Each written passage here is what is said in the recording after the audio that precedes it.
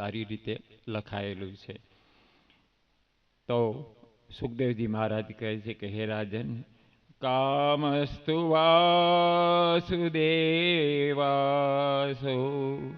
દગ્ધ પ્રદ્યુમનાનાં દેહો પતયે ભૂયસ્તમેવ પ્રત્યમ પ્રવદ્યેત. અને આમ પ્રદ્યુમનનું વર્ણન કરતા આગળ લખે છે કે દ્વારકાનો આનંદ આજ અનેક ગણો વધી ગયો છે. મહારાજ ઉગ્રસેનની આંખમાં પણ આજે આંસુ છે કે મારો લાલો, ભગવાન એવડા મોટા થઈ ગયા હતા, રાજા પણ છતાંય ઉગ્રસેન મહારાજની આંખમાં આંસુ છે. અને દેવકી અને વસુદેવજીનો આનંદ તો ક્યાંય સમાતો નથી. અને એ પ્રસન્ન દાંપત્યમાં સુંદર મજાના એ સમયે ભગવાન એવા પ્રદ્યુમનનો અવતાર થાય છે. અને વર્ણન કરતા લખે છે, રામાયણમાં પણ ઉલ્લેખ આવે છે. જબ જયુવંશ કૃષ્ણ તારા, જબ જયુવંશ કૃષ્ણ અવતારા, જબ યદુવંશ કૃષ્ણ અવતારા, જબ યદુવંશ કૃષ્ણ અવતારા, હોઈ હરણ મહામહિધારા, હોઈ હરણ મહામહિધારા, હોઈ હરણ મરણ મહિધારા, હોઈ હરણ મહામહિધારા, જબ યદુવંશ કૃષ્ણ અવતારા, જબ યદુવંશ કૃષ્ણ અવતારા, જબ યદુવંશ કૃષ્ણ અવતારા, જબ યદુવંશ કૃષ્ણ અવતારા, હોઈ હરણ મહામહિભારા, હોઈ હરણ મહામહિધારા,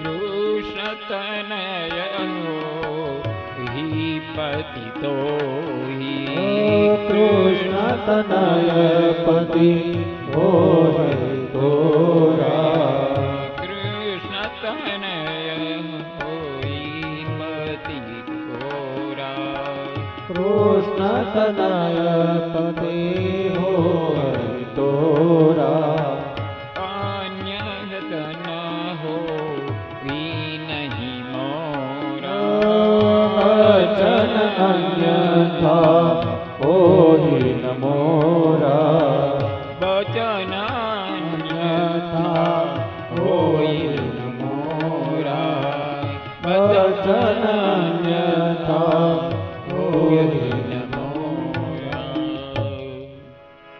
જબ યદુવંશ કૃષ્ણ અવતારા. ભગવાન કૈલાસપતિની સમાધિ તોડવાની ત્રેતા યુગની કથા, દિવ્ય કથા લખતા ગોસ્વામીજીએ લખ્યું હતું. માનસકાર લખે છે કે જ્યારે ભગવાન કૃષ્ણના પ્રસન્ન દાંપત્યમાંથી એક ફૂલના એક બાળકનો જન્મ થાય, એનું નામ હું પ્રદ્યુમન રાખું છું. એટલે એ પ્રદ્યુમનજી મહારાજ જ્યારે પધાર્યા ત્યારે આનંદ તો અનેક ગણો વધી ગયો. અને ભગવાન કયા સમયે રાજન સાવધાન થઈને કહે, મહારાજ એટલું ચરિત્ર છોડીને તમે મૂકી ન દો અને અમારા બધા પણ મને કેટલી વખત પ્રસંગોમાં અતિરેકમાં ક્યારેક હું આગળ વધી જાઉં તો મને યાદ દેવડાવે છે, પણ મારું ધ્યાન હોતું નથી. પણ સાવધાન એ પણ છે, કારણ કે ઘણી કથાના અનુભવ પછી એમને ખ્યાલ હોય અને મને થોડું દોરજો, કારણ કે મારું પ્રથમ વખતની જ આ કથા છે. એટલે આ દિવ્ય કથાને વધારે દિવ્યતા હું આભાર એમનો માનું, અને મારી લાગણી એમના તરફ રહી છે, કારણ કે આજ દિવસ સુધી મારા માટે નવું હતું, પણ એમને આવ્યા પછી બધું જૂનું કરી નાખ્યું. ખૂબ આનંદની વાત. અને એ વખતે ભગવાન કૈલાસપતિ જ્યારે સમાધિસ્થ હતા ત્યારે દેવો વારે વારે આવી અને ભગવાનની સમાધિ છોડવાની, અને એ વખતે અસુરોનો ત્રાસ એટલો બધો હતો, અને હવે શું કરવું, ભૂમિનો ભાર વધી જતો હતો. હવે સમાધિ શિવની ખુલે, શિવ પરણે તો જ આ બને. એટલે એમને અહીંયાથી તારક અસુરને જો મારવું હોય તો કાર્તિક સ્વામીના રૂપમાં જો કોઈ આવે તો જ આ થાય. હવે કાર્તિક આ બંને તો શિવજી મહારાજ તો એમને અખંડ સમાધિમાં, અને સતી માતાજી તો યજ્ઞમાં હોમાઈ ગયા હતા. હવે આ બેદોનું મિલન કેવી રીતે થાય? એટલે પછી તો બ્રહ્માજી હળિયું કાઢે, તમામ દેવો દોડાદોડી કરે. હવે આ બાજુ ભગવાન વિષ્ણુને યાદ કર્યા, પ્રભુ આપ પધારો, આપ કંઈક કરો ને. ભગવાન શિવજી તો તમારા અખંડ ઉપાસનામાં છે. ભગવાન શિવજીને ધ્યાનસ્થ અવસ્થામાં વિષ્ણુ ભગવાને દેવનું કાર્ય કરવા હાટું થઈ ભગવાને એના સમાધિસ્થ અવસ્થામાં હતા, અને રામરૂપમાં ડૂબેલા ભગવાન શિવજી મહારાજની પાસે આવ્યો. અખંડ સમાધિ, ભગવાન શિવની સમાધિને તો શું પૂછો. અને એવા એ ઓતપ્રોત થયેલા હતા, ત્યાં પરમાત્મા એની સામે આવ્યા. ભગવાને વિચાર કર્યો કે શિવજી મહારાજને કૈલાસપતિ જાગો, હે અખંડ આનંદ આપ જાગો. ચંદ્રશેખર ઘણું વર્ણન કર્યું. હાથ જોડીને ભગવાન વિષ્ણુ ઉભા, ક્યાં સુધી હું ઊભો રહીશ?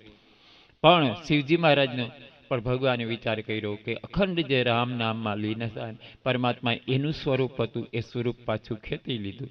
એટલે એમને તરત વિહવળ થયા, આંખ ખોલી તો પરાત્પર નારાયણ રામ રૂપમાં પરમાત્માએ દર્શન દીધા, અને ઠાકોરજીના દર્શન કરીને આવો ભાવ થયો, અરે પ્રભુ આપને ત્યાંથી અહીં સુધી ધક્કો થયો, મારા નાથ આપ મારી ઉપર પરમ કૃપા કરી. બોલે કૃપા નહીં, આજ તો હું તમને આદેશ દેવા આવ્યો છું. બોલે મહારાજ આપ આજ્ઞા કરવા આવ્યો છું, તમારી આજ્ઞા મારા માથે આદેશ સમાન છે, હું માથે સર ઉપર સ્વીકારી લઉં છું.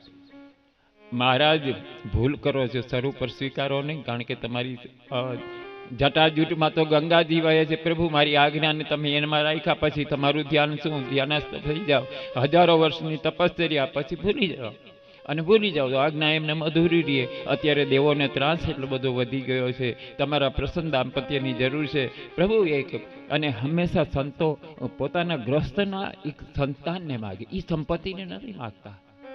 સંતો જ્યારે માગે છે, સાધુઓ ગુરુઓ જ્યારે માગે છે, ત્યારે સંપત્તિના ઉપર નથી દ્રષ્ટિ કરતા, એ તમારી સંતતિને. અને સંતતિ સુધરશે તો આ જગત સુધરશે. કળિયુગમાંથી એ ફેરફાર કરવા માટે તમારી સંતતિ, તમારા બાળકો, એમાં વિનય વિવેક એ ભાવ પ્રગટ થાય. એટલા માટે ગુરુજી હંમેશા આપણા સુધી પધારતા હોય છે. અને જ્યારે આવી રીતે વાત કરી એટલે ભગવાન પ્રસન્ન થયા, કંઈ વાંધો નહીં, હું ગૃહસ્થાશ્રમમાં જોડાવું છું. પછી પ્રસિદ્ધ વાત છે, ભગવાન કૈલાસપતિ કેટલી દિવ્ય સ્વરૂપમાં એમના લગ્નની ઝાંખી થઈ. પછી તો આવી રીતે થયું. એમાં બંને જણા પર્વત મહારાજ, હિમાલય મહારાજની દીકરી પાર્વતી સાથે ભગવાનના મંગલ ફેરા રચાણા છે. પ્રસન્ન સુંદર દાંપત્યમાં કૈલાસના શિખર ઉપર રહેતા, અને એ દિવ્ય દાંપત્યમાંથી એક બાળકનો જન્મ થયો, જે કાર્તિક સ્વામીના રૂપમાં જગત લોકોને પ્રસિદ્ધ છે. અને એ વખતે આ બાજુ સમરાસુરનો એટલો બધો ઉત્પાત થયો, અને સમરાસુરને કોઈ મારી શકે એમ નહોતું. અને ત્યારે શિવજી મહારાજે રતી રડતી રડતી આવી અને હાથ જોડીને કહ્યું કે મહારાજ કૃપા કરો, આજ મારા પતિએ દેવોના કામ કરવા માટે અહીંયા આવ્યા ને તમે ત્રીજું લોચન ખોલ્યું. પ્રભુ હવે મને તમે કોઈ આશીર્વાદ આપો. મારા પતિ વગર હું આમ કેમ રહી શકું? રતિની ભાવના જોઈ, રતિના આંસુ જોઈ, અને કેસ છૂટા મૂકેલા છે, પાલો પાથરી ભગવાન શિવના ચરણમાં જ્યારે મસ્તક ઝુકાવ્યું ત્યારે શિવજીએ એને કહ્યું કે તારો પતિ તને મળશે, પણ જબ યદુ વંશ કૃષ્ણ અવતારા. ભગવાન કૃષ્ણ પરમાત્માના પ્રથમ દાંપત્યમાંથી એ પ્રદ્યુમન રૂપે તને મળશે, ત્યાં સુધી તમારે રાહ જોવાની રહી.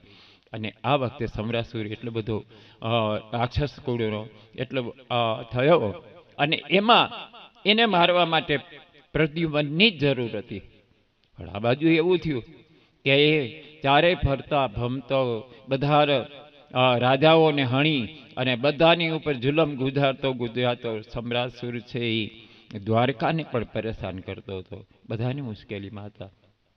ત્યારે સમરાસુરે વિચાર કર્યો, એક વખત એને વિચાર કર્યો હતો કે મારો આ કાળ છે ને એ અહીં છે અને હું એ કાળને હરણ કરું. એટલે એ 10 જ દિવસના પ્રદ્યુમન જે થયા અને રુક્ષ્મણીજીના પડખામાં સૂતા હતા. પણ આ માણસ માયાવી હતો અને ભગવાનને ખ્યાલ હતો અંતર્યામીની ક્યાં સુધી અજાણ્યું રીએ, અને બધું જાણી ગયા પણ એને થવા દીધું હતું, કારણ કે થવા દેવાનું જરૂરી હતું. એટલે પ્રદ્યુમનનું હરણ પેલો આવી અને કરી ગયો. અને પછી એને જોયું કે મારું કામ તો અહીંયા પૂરું થઈ ગયું છે. અને નાનું એવું બાળક 10 જ દિવસનું એ હાથ પગ ઝુલાવીને રમતું હતું. અને એ વખતે આ નિર્દય રાક્ષસે એને મારી ન નાખ્યું, પણ દરિયામાં એનો આહાર કરવા કે મગર કે માછલી એને ખાઈ જાય એટલા માટે ફેંકી દીધો અને પોતે પોતાના હાથ ખંખેરી અને રાજસભામાં વયો ગયો. કાંઈ બન્યું નથી એવું બની ગયું. પણ કાળક્રમે બન્યું એવું કે એક મોટી માછલી આવી અને એને કોઈ ખોરાક છે એમ માની આવી અને બાળકમાં ગળામાં ઉતારી ગયું.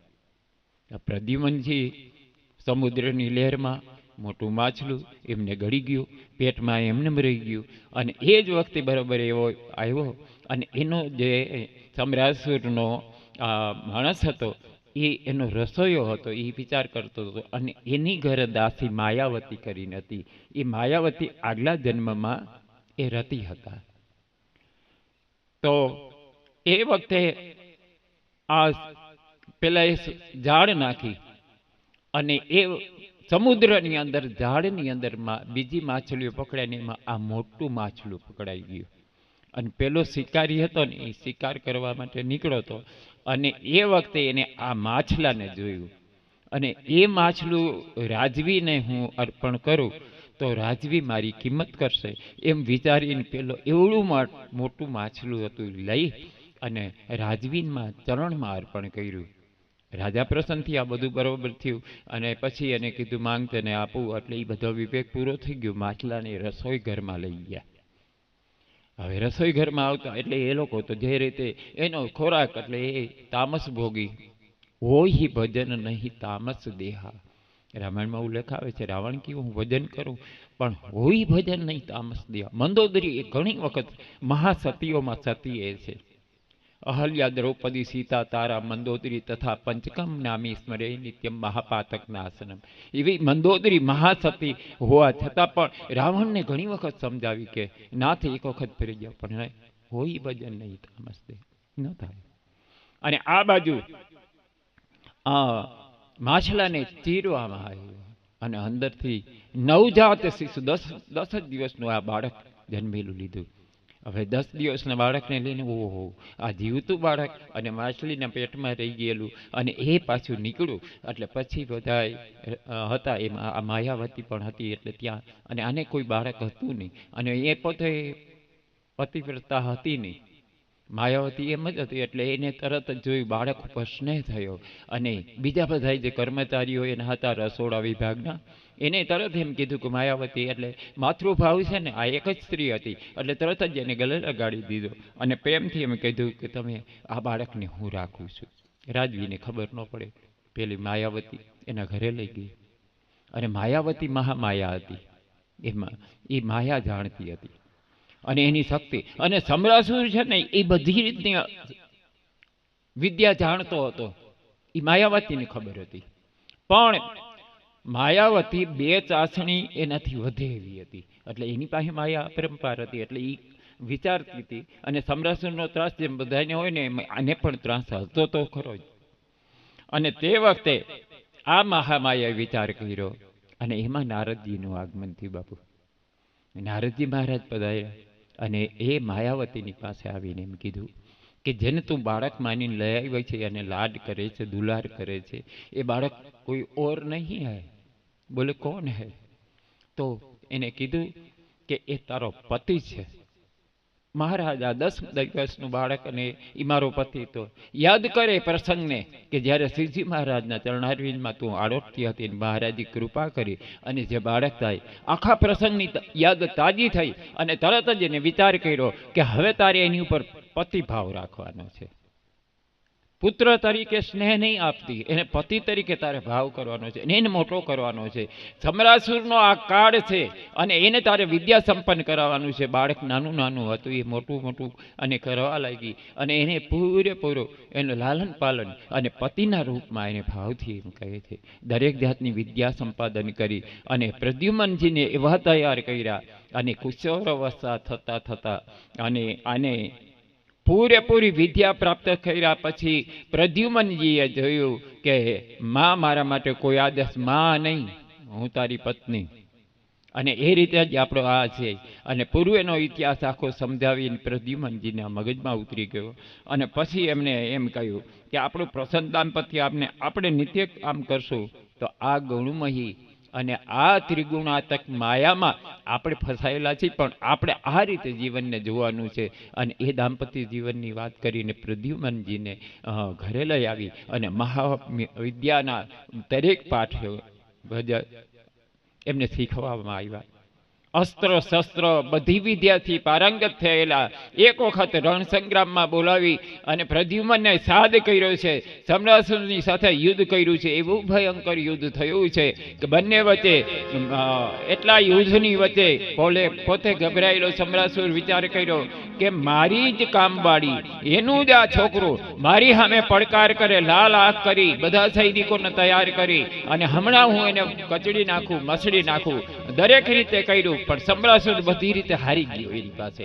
કહું છું છોકરું જુવાન છે પણ ખરેખર આ પૂરેપૂરી તાકાત વાળો પોતે માયાનો પ્રયોગ કર્યો. તમામ રીતે યક્ષોને ચારણોને યક્ષોની પાસેથી જ વિદ્યા સંપાદન કરેલી હતી. ડાકીની, સાકીની, ભેરવી આ બધી વિદ્યાનો પ્રયોગ કરી પ્રદ્યુમનજીને હરાવવાની કોશિશ કરી. ક્યારેક આકાશમાં ચડી જાય, ક્યારેક પૃથ્વીમાં અને ક્યારેક સમુદ્રની અંદર ગોટા લગાવીને એમ કરે. પ્રદ્યુમનજીને ત્રાસ આપવાની કોશિશ કરી, અનેક બાણોની વર્ષા કરવા લાગી. પણ પ્રદ્યુમનજી એવા તૈયાર થયેલા હતા અને માયાવતી એને પડકાર કરીને દૂરથી કીધું કે અસુરને છૂટો મૂકવાનો જ નથી, મેં તને આપ્યો છે એ બળનો પ્રયોગ કર. અને આને એવા બળનો પ્રયોગ કર્યો છે હવે સમરાસુર ક્યાંથી છટકે એમ નહોતો. આકાશમાં ગયો પ્રદ્યુમનજી, આકાશમાં. એ પૃથ્વી ઉપર હોય તો પૃથ્વીમાં અને એ સમુદ્રમાં હોય તો સમુદ્રની એની પાછળ પાછળ. સમરાસુર કહે હવે આ મારા જીવનો જોખમ મરી ગયો છે, મને મારી જ નાખશે. અને એવો લાગ ગોતી અને પ્રદ્યુમનજીએ માયાનો પ્રબળ પ્રયોગ કરી અને એવા આતંકથી એને ગળું પકડી લીધું છે. સમરાસુરનો પ્રાણ રૂંધાવા લાગ્યો, કંઠગત થયો છે પ્રાણ અને જીવ રહ્યો અને આકાશમાંથી પૃથ્વી થવા લાગી છે. ભગવાન કૃષ્ણ પરમાત્માનો એ જય જયકાર કરવા લાગ્યા છે. પ્રદ્યુમનજી ઉપર પુષ્પની વૃષ્ટિ થઈ છે અને સમરાસુરનો ઉદ્ધાર કર્યો. અને હવે શ્યામ સુંદર જેવા શ્યામ સુંદર પ્રદ્યુમનજી અને માયાવતી વિચાર કર્યો કે આપણી નગરી હવે અહીં સમરાસુરના રાજમાં નથી રહેવું. બોલે આપણે ક્યાં જશું? બોલે આપણું તો મોટું નગર છે, મહા દ્વારિકા નગરી, અને આવી અખંડ દ્વારિકા નગરીમાં આપણે રહેવાસી છીએ. એટલે પ્રદ્યુમનજીને યાદ બધી તાજી થઈ અને પોતાના ઘરે જવું છે એટલે કોઈને પૂછવાની જરૂર નથી. અને બંને જણા તૈયાર થયા, દ્વારકા નગરીમાં આવ્યા. ભગવાને દ્વારકાધીશ ને એનું સ્વાગત કરવા માટે આખી દ્વારકા નગરી થનગઈ રહી હતી. અને સુંદર મજાના ચોક પુરાવા છે, રંગોળી પુરાવા લાગી છે, દુદુંભી વાગવા લાગ્યા છે. તમામ જગ્યાએ આનંદ આનંદ વર્તાવા લાગ્યો કે નાનું બાળક ગયું હતું અને આ યુવાન થઈને આવ્યા. અને જેવા આવ્યા અને એવા વધાવી લેવામાં આવ્યા છે, હાર તોરા કરવામાં આવ્યા છે. આનંદની હેલી ભગવાન કૃષ્ણ પરમાત્મા રૂક્ષ્મણીજીને જેની રીતે વરીને આવ્યા છે, એવા બધી જગ્યાએ ચોક પુરાવા લાગ્યા. આનંદની ઘણીઓ યાદવો નાચવા લાગ્યા છે. યાદવની સ્ત્રીઓ થનગાટ કરી નૃત્ય કરી રહી છે, અબીલ ગુલાલની છોડો ઉડી રહી છે. અને આજ બંનેને વધાવ્યા છે. ઘણી વાર તો યાદવો ભૂલી ગયા, આંખ ચોડવા લાગ્યા કે અમે કૃષ્ણને લઈ આવ્યા કે આ કોઈ કૃષ્ણ. બિલકુલ હુબહુ ટ્રુ કોપી ભગવાન પ્રદ્યુમનજી બિલકુલ કૃષ્ણ જેવા. વાખડિયા જેના જુલ્ફો છે, માથે મુકુટ ધારણ કરેલો છે, પીળા પીતાંબર પહેરેલા છે. અને માયાવતીની સાથે જોયું, માયાવતી પણ મહામાયા, રૂપ રૂપનો અંબાળ, રૂક્ષ્મણીજીને ભૂલાવી દે એવા બંનેની સુંદર જોડી જોઈ અને એ વિચાર કર્યો કે મારો શ્યામ સુંદર પાછો આવ્યો છે. અને હરખનો પાર નથી ગયો. ઉગ્રસેન મહારાજ ખુશીથી નાચી રહ્યા છે. આજ એવડી મોટી ઉંમર હોવા છતાં ઉંમરને ભૂલી અને એટલો બધો રાજ કરે છે. પરમાત્માની લીલા અદભુત કરી જોયું. દ્વારકાધીશ હસવા લાગ્યા છે અને સુંદર જોડીને મંગલ પ્રવેશ ઘરની અંદર કરાયો છે. અને કળશ ભરેલો ચોખાનો જ્યારે માયાવતી ઠેલી અને આગળ વધી ત્યારે દરેક 16,108 એ વખતે આવે છે અને આ પ્રદ્યુમનજીને મંગલ કાર્ય માટે વધાવણી આપે છે. અને ઘણી વખત તો યાદવો ભૂલે, પણ આ તો દરેક રાણીઓ ભૂલી ગઈ. સત્યભામા, જાંબુવંતજી, સત્યા, વૃંદા, ભદ્રા બધી વિચાર કરે કે કૃષ્ણ પાછા આવ્યા, આ કૃષ્ણ પાછા આવ્યા કે શું. ત્યાર પછી રૂક્ષ્મણીજી આવી નારદજીએ કહ્યું કે દેવી કેમ ભૂલા પડી ગયા?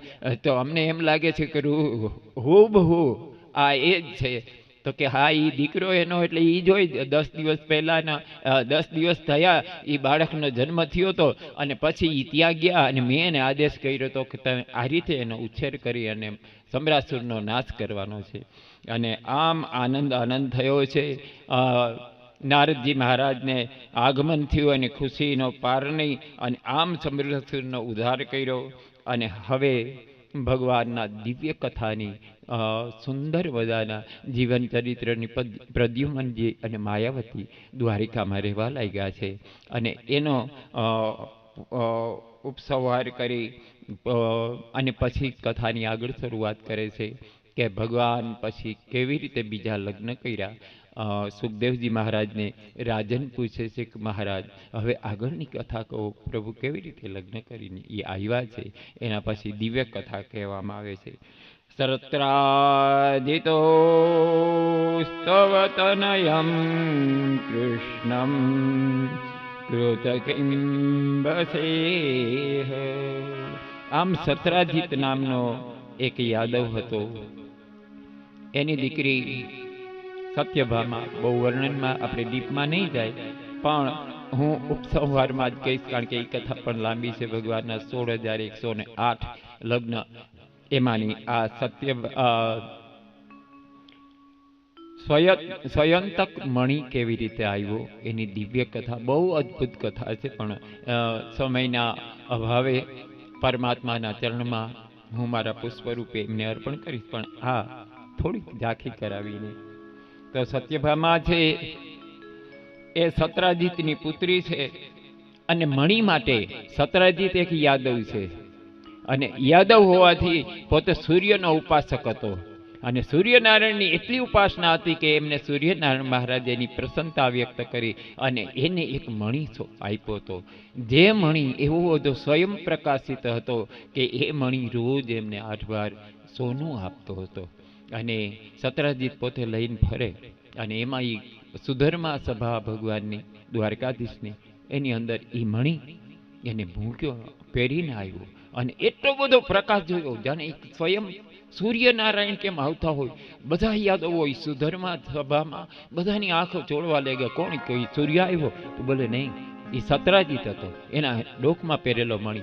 ભગવાન કૃષ્ણએ રહસ્યનું ઉદ્ઘાટન કર્યું કે આ બીજું કાંઈ નહીં પણ આ સત્રાજીત એ સૂર્યનો ઉપાસક છે અને સૂર્યનારાયણ એને મણિ આપ્યો છે. હવે એક વખત પ્રસન્નજીત એનો ભાઈ બાપુ એટલે સત્રાજીતનો ભાઈ પ્રસન્નજીત હવે એક વખત જીદ કરીને એને એમ વિચાર કર્યો કે મારે આ મણિ એક વખત મને પહેરવા આપો. નાના ભાઈ ઉપર મોટા ભાઈને પ્રેમ, એટલે એને એમ કીધું કે જા આજ તો તું થોડીક વાર, પણ મણી કિંમતી છે એટલે મારે તને બહુ કાંઈ કહેવું નથી, તારાથી તો એ વધારે કિંમતી નથી, તું પહેરીને જા.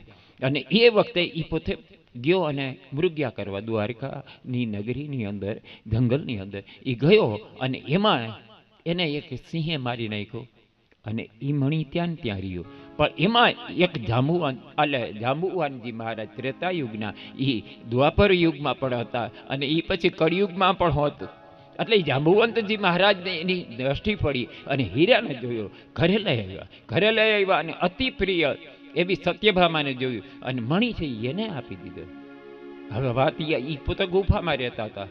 હવે આ મહારાજને એવો ભાવ હતો કે પ્રભુની સાથે યુદ્ધના સમરાંગણમાં જોયું કે રણાંગણમાં રામજીની બાહુબલ, એનું રૂપ, એની ક્રાંતિ જોઈ અને જાંબુવંતજીને ઘણી વખત આમ આપણે કોઈ બળિયા લડતા હોય એટલે એ કે રાવણ સામે લડવું, ભગવાનના પક્ષે રહેવું, અને બહુ તકલીફ પડ્યું કે આ થોડુંક હું મારો હાથ સાફ કરું તો સારું, પણ હવે થાય કેમ, ભગવાનની સામે તો બહુ કાંઈ થાય નહીં. પણ એને તે દિવસે મનોમન વિચાર કર્યો કે ઠાકોરજી સાથે એકવાર યુદ્ધ કરું તો મને મજા આવે, કારણ કે આમ કોઈ માએ બહુ એવો કોઈ માયનો લાલ એવો નથી કે જેની સાથે યુદ્ધ કરીને થોડીક મારી ચરબી ઓછી કરું, આવું નહોતું થતું. એટલે એની ઈચ્છા હતી. ભગવાન રામજી પામી ગયા હતા. એ અત્યારે ત્રેતા યુગમાં રહેવા દેજે, આપણે એ ધંધો કર્યા જેવો નહીં, પણ હું આવીશ દ્વાપર યુગમાં, અને દ્વાપરમાં એ આવું ને એટલે પછી આપણે બાથમ બાથ કેટલા દિવસ યુદ્ધ આવેલું, 27 દિવસ સુધી. 27 દિવસ સુધી ભયંકર બંને જણાનું યુદ્ધ આવ્યું. ઠાકોરજીને કીધું, કારણ કે એ વખતે સતરાજી તે હીરો પહેરીને આવ્યો ને ત્યારે ભગવાન ખાલી એને એટલું જ કીધું હતું નમ્રતાથી કે આ જો તું નંગ લઈને આવ્યો છો ને, એ જ્યાં ત્યાં ફેરવમાં તારી ઉપર કાળની પણ નજર હશે, અને અમે તો તને ઘરના છીએ, તારા માટે મને કોઈ નહીં. પણ ભગવાન કૃષ્ણ પરમાત્માએ કીધું, આ માણસને એવું એમ લાગ્યું કે કૃષ્ણને આ મણી જોઈ છે. એ કે એટલે વિવેકથી વાત કરી કે તું સોનું રોજ કાયમ લઈ જાજે, પણ મણી છે ને એ રાજમાં રાખતો સુરક્ષિત રહેશે, તારી પાસે એ સુરક્ષિત નહીં રહે. પણ આના કહેવાનો, અને કોઈ કેટલીક વખત આપણે વાત કરી સાચા અર્થમાં, પણ કોઈ જો સાંભળે ને એને એવા અર્થમાં સમજી લે એટલે પછી મુશ્કેલી. એટલે આ જે મણી હતો એ પોતે પોતાની રીતે એટલે કૃષ્ણને જોઈ છે અને લાલચને વશ થઈ અને એ મને એમ કહે છે અને મારી પાસેથી પડવી લેવા માંગે. એમાં બંને ભાઈ એવું થયું, પ્રસન્નજીતનું મૃત્યુ થયું. આ બધું યોગાનું યોગ થયું. મૃત્યુ માયરો કોકે અને આવ્યું કૃષ્ણ ઉપર હાર. દ્વારકામાં બધાય કહેવા લાગ્યા કે આ કૃષ્ણએ આ કર્યું, કૃષ્ણએ, અમે સભામાં હતા, અમને ખબર છે, અને આ જુલમ થયો. એટલે પછી જે મણી હતો એ, અને એ ભગવાન એટલા વખતે ભયંકર યુદ્ધ કર્યું, અને એ વખતે બહુ ટૂંકમાં હું આપને કહી રહ્યો છું, અને એ ભયંકર યુદ્ધની અંદર પરમાત્માએ 27 દિવસ સુધી પછી જાંબુવંતજીએ કીધું કે મહારાજ આપને હું ઓળખી ગયો, પ્રભુ હવે હાવ કરો, મને કોથરો કરી નાખ્યો, મારી ભાંગી નાખ્યો, હોરી નાખ્યો, હવે તો મારી ઉપર દયા કરો. એટલે ભગવાન ઠાકોરજીએ વિચાર કર્યો કે તારી બહુ લાગણી હતી ને, હજી મારું બાકી જ રહી જાય છે, થાકી તો હું ગયો છું, કારણ કે બંને જણા હવે આરામ કરશું તો જ મેળ આવશે.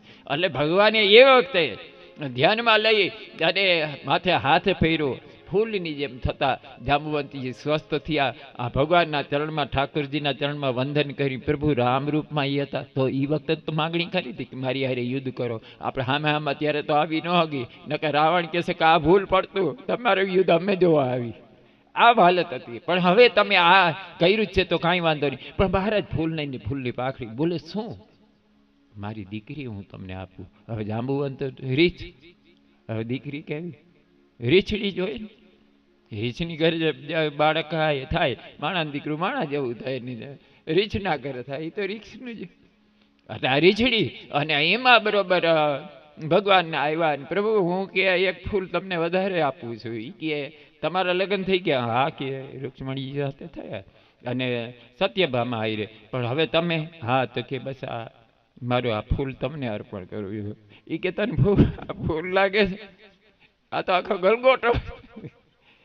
ભગવાને એ સ્વીકાર કર્યો, આનંદથી પોતે સ્વીકાર કરીને, પરમાત્માની તો સ્વીકારની ભૂમિ હોય, અને ફૂલ ઘરે લઈ આવ્યા, માથે પડદો રાખીને લઈ આવે ને જાંબુવંતજીને.